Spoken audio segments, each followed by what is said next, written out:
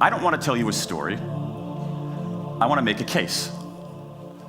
I want to make a hard-headed, evidence-based, dare I say lawyerly case for rethinking how we run our businesses.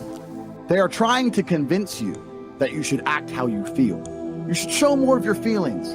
If you feel this way, you should show it. If you want to cry, cry. What I'm saying is the reason they're trying to bring out emotionality in you is because of exactly what Myron said. Most of the time, you don't feel like doing the things you're supposed to do. But the true masculine frame throughout history was doing the things they didn't want to do, but they knew they had to do because they had honor and duty. That's what honor and duty means. Do you think the men on the Titanic wanted to stay on the fucking Titanic? No, we're men. We have to stay.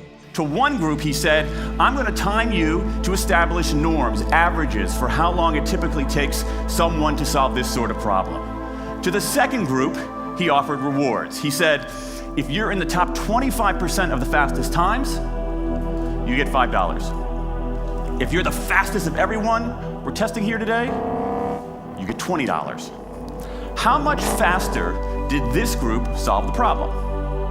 Answer. It took them, on average, 3.5 minutes longer. 3.5 minutes longer. Now, this makes no sense, right? If you want people to perform better, you reward them, right? Bonuses, commissions, their own reality show, incentivize them. I do not feel like training, but I still train because I'm a disciplined individual. You don't get to go through life only doing the things you feel like doing. So this is down to you, my friend.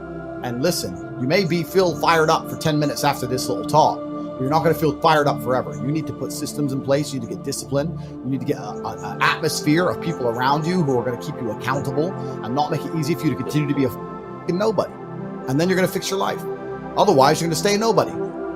If-then rewards work really well for those sorts of tasks, where there's a simple set of rules and a clear destination to go to. Rewards, by their very nature, narrow our focus, concentrate the mind. That's why they work in so many cases. And so for tasks like this, a narrowed focus where you just see the goal right there, zoom straight ahead to it, they work really well. This is not a feeling, okay? I'm a lawyer, I don't believe in feelings. This is not a philosophy. I'm an American, I don't believe in philosophy. This is a fact. There's a mismatch between what science knows and what business does. And what worries me as we stand here in the rubble of the economic collapse is that too many organizations are making their decisions, their policies about talent and people based on assumptions that are outdated, unexamined, and rooted more in folklore than in science. There's a mismatch between what science knows and what business does, and here's what science knows. 1, those 20th century rewards, those motivators we think are the natural part of business, do work, but only in a surprisingly narrow band of circumstances. 2, those if-then rewards often destroy creativity. 3, the secret to high performance isn't rewards and punishments, but that unseen intrinsic drive, the drive to do things for their own sake, the drive to do things because they matter. And here's the best part. Here's the best part. We already know this. The science confirms what we know in our hearts.